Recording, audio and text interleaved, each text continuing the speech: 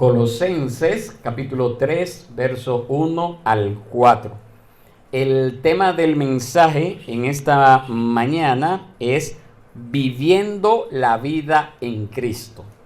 Viviendo la vida en Cristo. Colosenses 3, 1 al 4. Nos dice así la palabra del Señor. Si ustedes pues han resucitado con Cristo, busquen las cosas de arriba, donde está Cristo sentado a la diestra de Dios. Pongan la mira en las cosas de arriba, no en las de la tierra. Porque ustedes han muerto y su vida está escondida con Cristo en Dios. Cuando Cristo, nuestra vida, sea manifestado, entonces ustedes también serán manifestados con Él en gloria. Amén. Pueden sentarse, mis hermanos. Viviendo la vida en Cristo. Mis hermanos, en una ocasión, Jesús dijo en esta oración que nosotros tenemos registrada en Juan capítulo 17, específicamente el verso 18, como tú me enviaste al mundo, yo también los he enviado al mundo. Eso lo dijo Jesucristo. Y también en Mateo capítulo 28, verso 19 al 20, Jesús nos dijo, vayan pues y hagan discípulos de todas las naciones, bautizándolos en el nombre del Padre, del Hijo y del Espíritu Santo, enseñándoles a guardar todo lo que les he mandado. Y recuerden, yo estoy con ustedes todos los días hasta el fin del mundo. Hermanos, proclamar las buenas nuevas del Evangelio hasta los confines de la tierra, como leemos aquí, es tanto el privilegio como una responsabilidad de la iglesia. Es nuestro privilegio, pero también es nuestra responsabilidad.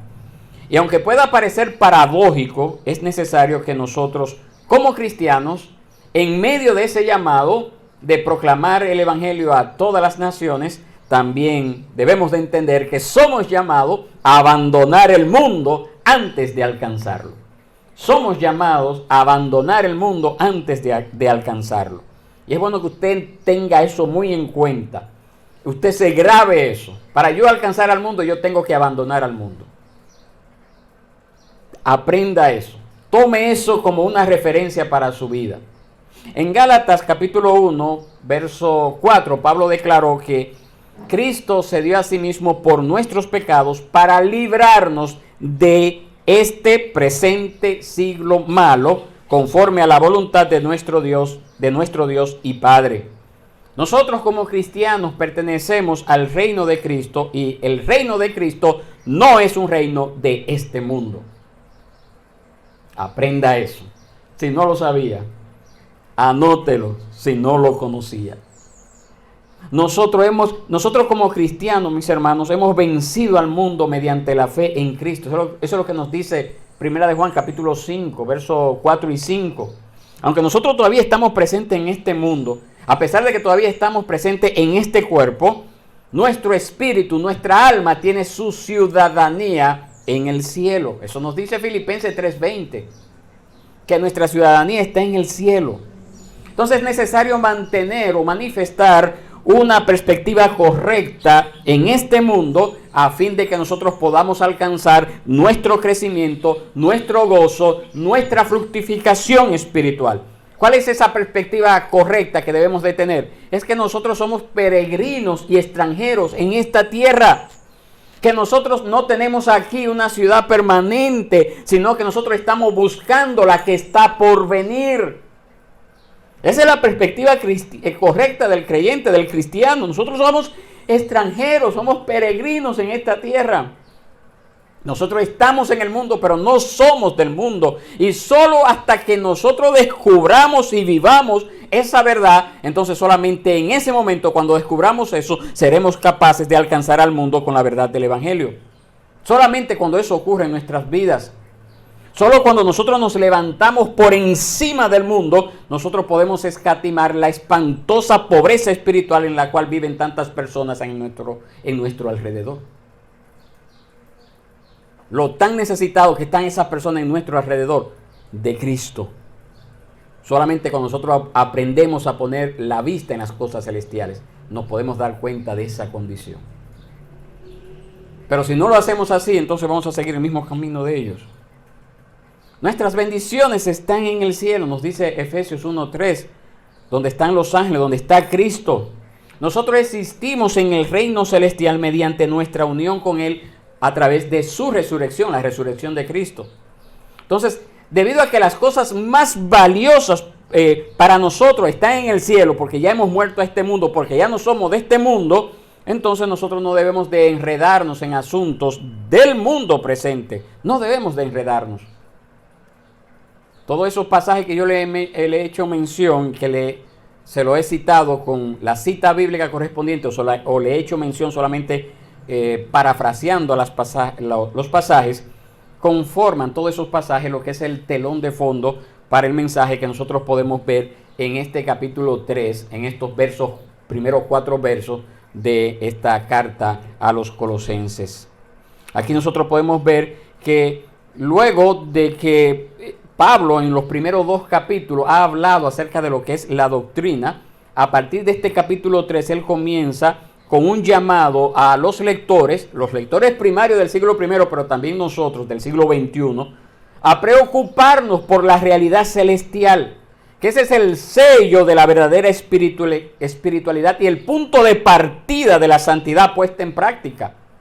Es decir, ¿cómo usted demuestra que usted es realmente hijo de Dios cuando usted tiene su vista puesta en las cosas que van más allá de lo eterno, de lo temporal, lo que va más allá de lo eterno? Y aquí en estos 4 versos nosotros podemos ver 5 características que permiten desplegar el poder de la vida espiritual, del poder de la vida celestial aquí en la tierra. 5 características que podemos ver en esos 4 versos. ¿Cuáles son esas 5 características? Pues vamos a ver. Lo primero que tenemos acá es la señal.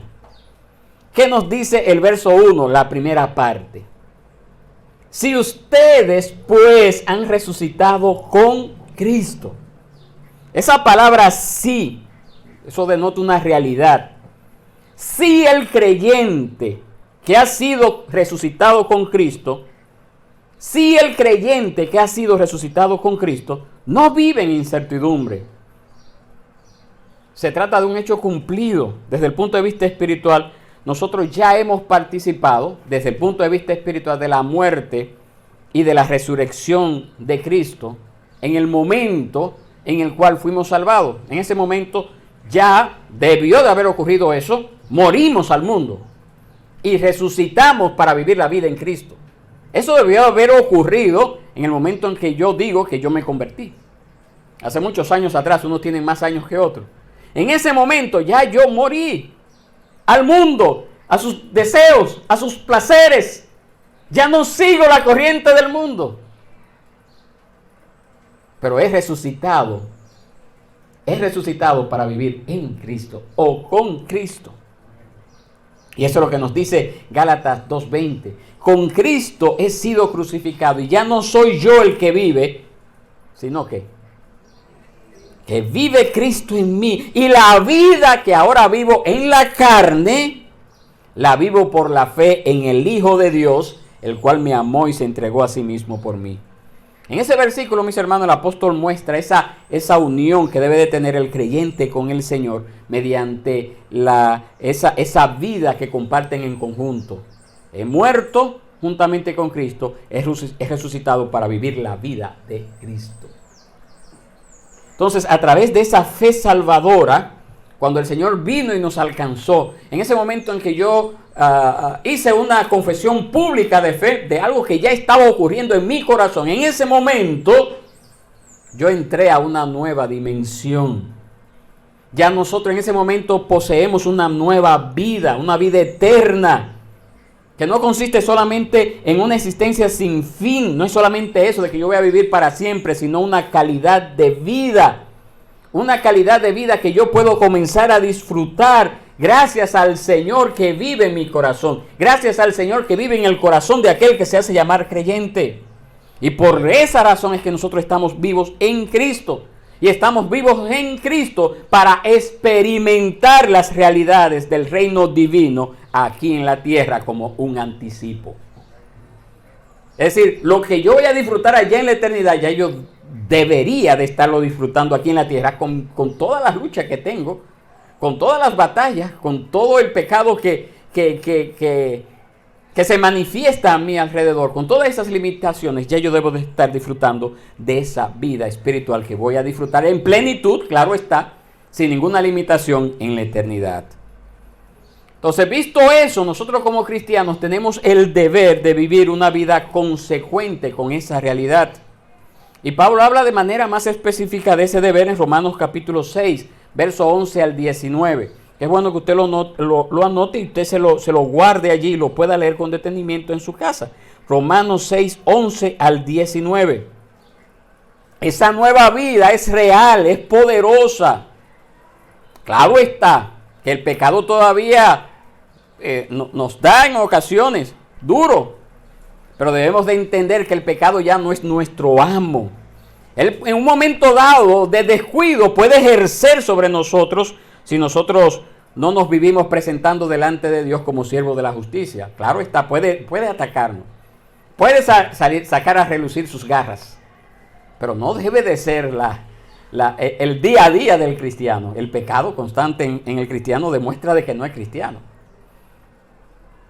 Esa espiritualidad, tal como lo señala Pablo en Filipenses capítulo 2, verso 12, logra manifestar esa vida mediante la realidad de nuestra unión con Cristo. Es decir, para yo vivir esa vida tengo que estar unido a Cristo. En Cristo nosotros tenemos todos los recursos necesarios para vivir la vida cristiana. Y Pablo insiste en ese papel central que tiene Cristo en estos versos de Colosenses, cuando él en estos primeros 4 versos, él menciona el nombre de Cristo. El verso 1, con Cristo. En el mismo verso 1, donde está Cristo. En el verso 3, con Cristo. Y en el verso 4, con Él, haciendo referencia a Cristo. Entonces Pablo está aquí recalcando lo que es la total suficiencia de Cristo para vivir la vida cristiana. Yo necesito a Cristo. Yo necesito a Cristo. Y si tengo a Cristo, estoy completo. Si tengo a Cristo, estoy completo. Eso resulta desafortunado que muchos cristianos no logren entender ni alcanzar la plenitud de Cristo. ¿Por qué? Porque pasan por alto lo que las Escrituras dicen. O porque fallan en aplicar lo que estas Escrituras nos mandan a hacer. O porque quizás caemos víctimas de la intimidación al pensar que necesitamos algo más para vivir la vida cristiana aparte de Cristo. Y por esa razón muchos cristianos se convierten en presa fácil de esa falsa filosofía, de ese falso legalismo, de ese misticismo, de ese ascetismo que nosotros vimos el domingo pasado. Que vimos el domingo pasado de cómo estaba permeando la iglesia en Colosas y cómo también permea la iglesia de República Dominicana, de Santo Domingo Este, de los frailes en el siglo XXI. Y Pablo trae a la memoria de los colosenses el hecho acá de que hemos resucitado con Cristo. Ese es el camino hacia la santidad. No es la abnegación ni la experiencia con ángeles, ni los rituales, como algunos quieren hacer énfasis en nuestro entorno también. No, que tú tienes que tener esa experiencia, ese sueño. Que para tú saber que el cielo es real, tú tienes que soñarte que tú fuiste al cielo. O para saber que el infierno es real, tú tienes que soñarte que te fuiste al infierno. O te moriste y fuiste al infierno. Mis hermanos, pero ya la palabra de Dios me ha dicho esas cosas, yo no necesito más experiencias. Los creyentes tampoco podemos vivir conforme a la vieja vida que vivíamos antes de conocer a Cristo, porque ya hemos resucitado con Cristo. Ya vivimos en otra dimensión. No debemos de ignorar ni olvidar esa identidad que tenemos en Cristo, ni la manera como debemos de vivir esa nueva vida. Nosotros podemos controlar, podemos vencer todas las pasiones que asaltan nuestra alma. Todas las pasiones pecaminosas que asaltan nuestra alma, las podemos vencer con el favor, con el poder de Cristo que mora en nosotros y nuestra unión con Él. Lo podemos lograr. Lo podemos lograr. En nosotros existe la capacidad. Pero para lograr eso, ¿usted sabe qué? Y esto es lo segundo. Nosotros tenemos una gran responsabilidad. ¿Y cuál es esa responsabilidad para lograr eso? Mire lo que dice ahí el verso 1, la siguiente sección, después de la primera coma, y vea lo que dice el verso 2. Léalo conmigo, por favor. Mire cómo dice: busquen las cosas de arriba, donde está Cristo sentado a la diestra de Dios. Verso 2. Pongan la mira en las cosas de arriba, no en las de la tierra. El tiempo presente de esa palabra busquen indica una acción continua. No es algo que bueno, ayer yo busqué y ya no necesito para hoy. No, la norma de vida para cada creyente consiste en ocuparse de las realidades eternas que le pertenecen a Cristo en el diario vivir. Es constantemente. Eso fue lo que Jesús dijo en Mateo 6:33. Pero busquen primero el reino de Dios y su justicia, y todas las demás cosas les serán añadidas. Pablo no está defendiendo en estos versos de Colosenses 3 algún tipo de ascetismo, es decir, como de autoanegación, de misticismo.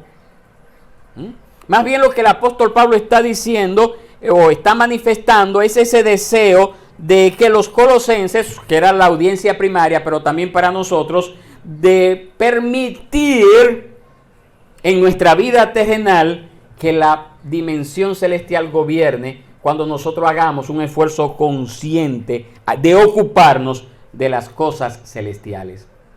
Es decir, yo no puedo estar sentado debajo de una hamaca o debajo de un kiosco esperando de que Dios va a trabajar con mi vida cuando yo no hago un esfuerzo consciente de buscar las cosas de arriba, de ocuparme de las cosas de arriba. No voy a lograr eso, mis hermanos. No lo voy a lograr. Ocuparse de las cosas celestiales es ocuparse de aquel que reina sobre nuestras vidas. Es ocuparnos de los propósitos, de los planes, de las determinaciones que Dios ha como tal determinado. Eso determina también ver las cosas, las personas, los sucesos en este mundo a través de los ojos y desde una perspectiva eterna.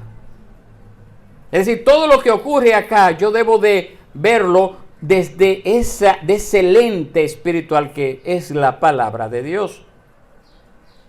Nada debe de tomarme por sorpresa. Cuando dice que debemos de poner la vista en las cosas de arriba, está haciendo referencia a ese reino celestial. Está haciendo referencia a esos valores espirituales que caracterizan a Cristo. Yo le pudiera dar algún ejemplo, ¿verdad? Por ejemplo, la ternura, la bondad, la mansedumbre, la paciencia, la sabiduría, el perdón, que es tan necesario en estos tiempos, la fortaleza, la pureza, el amor, para darle un ejemplo. Entonces, cuando nosotros nos concentramos en esas cosas celestiales, podemos disfrutar de en toda su plenitud el mundo que nuestro Padre Celestial ha creado, a pesar de sus fallas, a pesar de sus faltas acá, a causa del pecado. Cuando nosotros como cristianos comenzamos a vivir en los lugares celestiales, a pesar de que estamos aquí en la tierra, y nos consagramos a las riquezas de esa Jerusalén, que es la de allá arriba, como le dijo Pablo a los Gálatas, que pongan su mira en la Jerusalén de arriba, entonces nosotros somos capaces de manifestar en este mundo los valores del reino celestial para la gloria de Dios. Oiga bien, somos capaces de manifestar en este mundo los valores del reino celestial y así le damos más gloria, más honra a Dios. En el verso 2, Colosenses capítulo 3, Pablo instruye acerca de la manera como se deben de buscar las cosas de arriba. Pongan la mira, dice él, en las cosas de arriba, no en las de la tierra. Pongan la mira podría traducirse como, por ejemplo, piensen o tengan cierta disposición interior. Y el tiempo presente del verbo indica una acción continua. Vuelvo y repito, el apóstol Pablo no está diciendo algo de que yo hice en el pasado o que yo voy a hacer, sino es algo que debo de estar constantemente haciendo. Como dijo un comentarista, usted solamente debe de buscar el cielo y pensar en el cielo. En medio de sus ocupaciones regulares, porque no es que usted va a dejar No es que usted va a ser un místico, porque eso es lo que Pablo también combatía, y vemos los versos del capítulo 2. No es un místico que usted se va a ir por allá a un sitio solo y allá va a encontrar la gracia de Dios. No, mis hermanos. Se puede hacer en un tiempo, pero en su diario vivir, en sus trabajos, en sus ocupaciones, en sus estudios, en lo que usted haga, allí usted solamente debe de poner su mirada en las cosas del cielo. Su mirada, la vida suya como cristiano debe de estar orientada hacia el cielo, donde está Cristo, de la misma manera que una brújula siempre se orienta hacia el norte. La brújula siempre le va a enseñar a usted dónde queda el norte. Los pensamientos que se centran en esas realidades celestiales y que deben llenar la mente del creyente, deben de provenir de las Escrituras. Es decir, no son pensamientos que yo digo, déjame pensar qué bueno es Dios, ay, qué bonito es Dios, qué precioso es Dios. Es como un árbol azul pintado por un gran artista. No son cosas inventadas, mis hermanos. Todo lo que yo miro, toda mi vista debe de estar acorde a lo que es la palabra de Dios. La Biblia es la única fuente confiable de conocimiento acerca de lo que es el carácter de Dios y de lo que son los valores celestiales. Solamente la Biblia. Eso fue lo que el apóstol Pablo le dijo también a los romanos en el capítulo 12 de Romanos. Transfórmense por medio de la renovación de vuestro entendimiento. Nuestro entendimiento tiene que ser renovado por la palabra de Dios. Y por esa razón el apóstol también le escribió a la iglesia en Filipo y le dijo, todo lo que dé buen nombre, todo lo justo, todo lo puro, todo lo amable, si hay virtud alguna, en eso pensad. En eso pensad. Pero todo eso es la palabra de Dios. Entonces, cuando esos valores celestiales que están en la palabra de Dios prevalecen en la mente del creyente, produce un comportamiento piadoso. El pecado es vencido y viene a establecerse entonces la humildad en esa persona, la seguridad, y también se manifiesta un espíritu sacrificado. Cuando la palabra de Dios en el poder del Espíritu Santo está obrando en el corazón de ese que se ha dedicado a buscar esas cosas celestiales que ya han sido reveladas en la palabra del Señor. Amén. Número 3. Aquí también podemos ver la fuente para recibir todas estas bendiciones. El verso 1, la sección C, volvemos allá donde dice, donde está Cristo sentado a la diestra de Dios.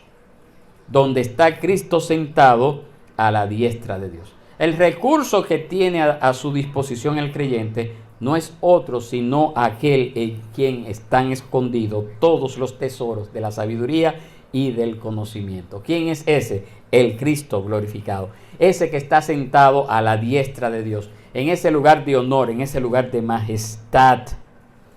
Ese glorioso Jesucristo a quien nosotros servimos, a quienes somos llamados a tener como nuestro mediador, como aquel que hace pública defensa de nuestra situación delante de Dios, a quien a través de Él nosotros elevamos nuestras oraciones al Padre.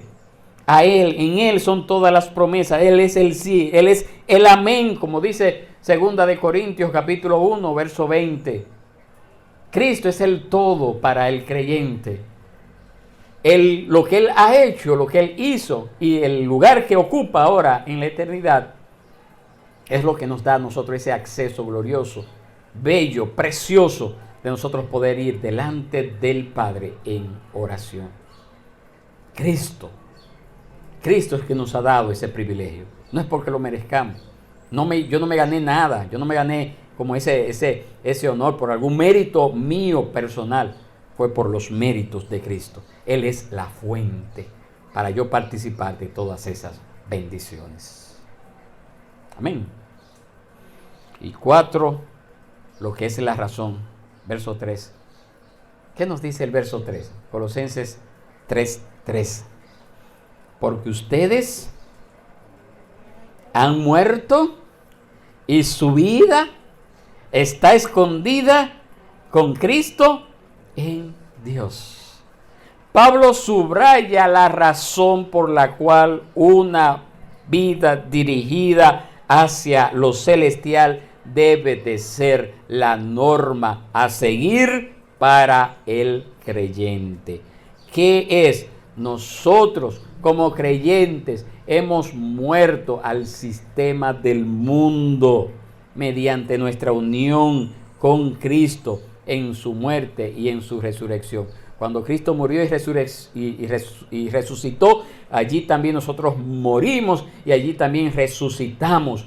Ya morimos al mundo, ya no seguimos la corriente de este mundo, ya seguimos la corriente que nos lleva a la eternidad. Eso es lo que nos dice la palabra del Señor en ese verso 3. Ya yo he muerto al mundo, yo no puedo seguir la corriente del mundo.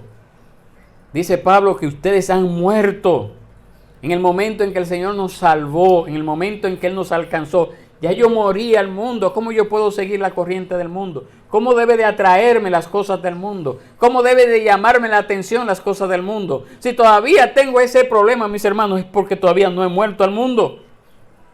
Y si no he muerto al mundo, no puedo haber resucitado con Cristo. Es necesario morir al mundo para resucitar con Cristo. Eso es lo que nos dice en 2 Corintios 5:17. Si alguno está en Cristo, nueva criatura es. Las cosas viejas pasaron, he aquí, todas son hechas nuevas. Entonces, ¿en qué sentido? ¿En qué sentido se afirma que el creyente muere? En el sentido de que el Señor nos ha librado de lo que era el justo castigo por nuestra vida pecadora. Cristo pagó el precio de nuestra eterna separación con Dios a través de su muerte. Nos dice el Señor que la paga del pecado es muerte, pero no es muerte en el sentido físico solamente, es muerte en el sentido espiritual, es una eternidad separado de Dios, que esa es la condición en la cual está todo aquel que no ha conocido al Señor. Irremediablemente está separado de Dios. Entonces, mediante nuestra unión con Jesucristo, nosotros experimentamos en Él, en Cristo, la muerte que a nosotros nos correspondía, de manera que se cancela la deuda y el pecado ya no puede atarnos de nuevo. Nosotros hemos muerto al pecado en el sentido de pagar el castigo que éste trae. La presencia y la fuerza del pecado todavía nos afectan. De eso hablábamos hace un ratito. Todavía nos afectan, pero no pueden condenarnos. Y eso no tiene el incrédulo. Por muy buena persona que sea un incrédulo en la sociedad, por muy buena persona que sea un incrédulo en la sociedad, eso no garantiza de que podrá pasar en la eternidad. Y eso es lo que siempre vemos cuando una persona de bien en la sociedad murió. Ay, él está en mejor vida. Dios le ha preparado ese lugar. ¿Por qué? Porque fue una buena persona aquí en la tierra. ¿Eso garantiza eso? No, mis hermanos. No hay nada en nosotros, por muy buenos que seamos, por la persona más santa que pueda haber en esta tierra, que nos garantice a nosotros la eternidad con Dios. Solamente los méritos de Cristo. Claro está, luego que el Señor me ha salvado, en agradecimiento debo vivir en santidad, debo vivir apartado del mundo, pero eso no debe de ser una garantía de que me voy a ganar el cielo. Ya el cielo fue ganado por Cristo, yo sin merecerlo, para mi favor, para mi privilegio, pero yo nunca lo merecí, nunca lo mereceré, nunca lo he merecido. Entonces nosotros como creyentes ya hemos muerto al pecado, pero no solamente hemos muerto al pecado, sino que dice el apóstol Pablo que nuestra vida está, ¿cómo está nuestra vida? Ahí en el verso 3, escondida con Cristo en Dios. ¿Y qué significa con Cristo en Dios? En primer lugar, nosotros compartimos una vida común con el Padre y con el Hijo. Dice el 1 Corintios 6:17 que el que se une al Señor, un espíritu es con Él. Segunda de Pedro 1:4 nos dice que nosotros los creyentes somos participantes de la naturaleza divina. No es que somos divinos como enseñan algunos, no estamos hablando de eso, pero sí tenemos ese privilegio de íntima comunión, íntima relación. No es por el simple hecho de yo decir yo tengo comunión con Dios, no, solamente tiene comunión con Dios aquel que ha sido unido a través de Cristo. Solamente el creyente participa de eso. Pero en segundo lugar, nuestra vida también está escondida del mundo. Está escondida del mundo. los que no son creyentes son incapaces de comprender toda la dimensión de la nueva vida del creyente. No lo entiende. Eso es lo que nos dice 1 Corintios capítulo 2, verso 14, que el hombre natural no entiende las cosas del Espíritu porque para él son necedad y no las puede entender porque son cosas que se disciernen espiritualmente hablando. El que no conoce a Dios pues no puede entender cómo es posible que usted esté sentado en este lugar a esta hora del día, según ellos perdiendo el tiempo, cuando pudiera estar haciendo otras cosas. Y si Satanás le ha dado algún momento esa tentación de usted pensar que está perdiendo el tiempo acá, pues repréndalo porque eso no viene de Dios. El hombre natural no entiende las cosas del Espíritu. No le entiende. Y el apóstol Pablo dijo que para él son locuras, para el hombre natural, porque esas son cosas que solamente se pueden discernir espiritualmente hablando. Y el que está muerto espiritualmente hablando, hasta que el Espíritu Santo, hasta que Cristo no viene a su vida y le da vida, siempre va a ser locura, va a ser una estupidez. Entonces, en algún momento dado oyó a alguien decir así y se decía a esa persona ser cristiana, pues mire, permítame darle la noticia en esta mañana, esa persona se estaba engañando a sí misma, estaba engañando a otro, porque el cristiano no piensa así. No piensa así. Pablo señaló que la verdadera manifestación de los hijos de Dios aún está por suceder en el mundo venidero, en el siglo venidero. ¿Se acuerdan de los estudios que tuvimos al respecto? En el momento las personas no pueden ver lo que nosotros como creyentes somos en realidad, pero nosotros ya lo estamos recibiendo y lo estamos disfrutando por fe. Y lo tercero, que cuando Pablo dice aquí que nuestra vida está escondida con Cristo en Dios, eso también nos habla a nosotros de seguridad. De seguridad. Nosotros estamos protegidos por el Señor. No hay nada que ocurra en esta tierra sobre el cristiano que no sea bajo la voluntad permisiva de Dios. Y siempre debemos de ver que cualquier cosa que se vea adversa, negativa a los ojos de los hombres, es porque Dios tiene un propósito superior para ello. Ahí tenemos el caso de Job, que tanto trabajo y angustia y enfermedad y necesidad pasó. Dios tenía un propósito para este hombre. Asimismo, cuando algo ocurre en la vida del creyente, no ocurre por casualidad. Nada, ni siquiera Satanás puede tocar al creyente, sino es bajo la voluntad permisiva de Dios. Acuérdense que Job, cuando fue atacado por Satanás, tuvo que Satanás ir a donde el Señor. El mismo caso de Pedro, cuando fue tentado, el mismo Señor le dice, mira Pedro, Satanás te ha pedido a ti para zarandearte como el trigo.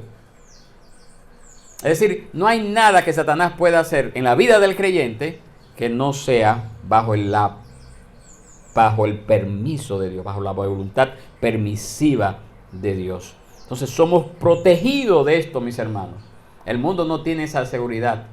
El mundo no tiene esa garantía, porque mientras el mundo, el que no conoce al Señor, no llega delante de Él en arrepentimiento y fe, pues lamentablemente es presa fácil del enemigo.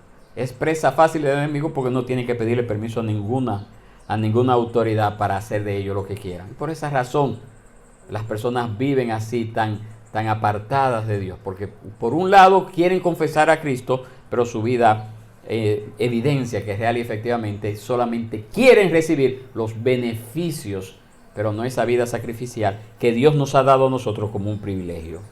¿Qué es lo que nos dice a nosotros Romanos 8, 31 al 39?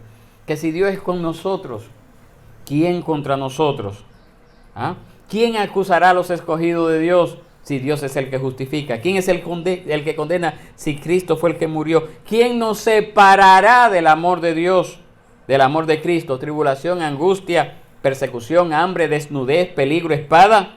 No, mis hermanos, en todas esas cosas nosotros somos más que vencedores por causa de aquel que nos amó.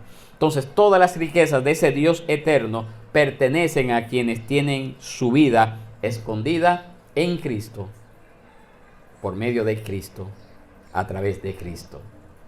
¿Cuántos de los que estamos aquí reunidos podemos decir, mi vida está escondida en Cristo? Mi vida está escondida con Cristo en Dios. Número 5. Entonces, si nuestra vida está así, el verso 4 nos da a nosotros una revelación. ¿Qué nos dice el verso 4?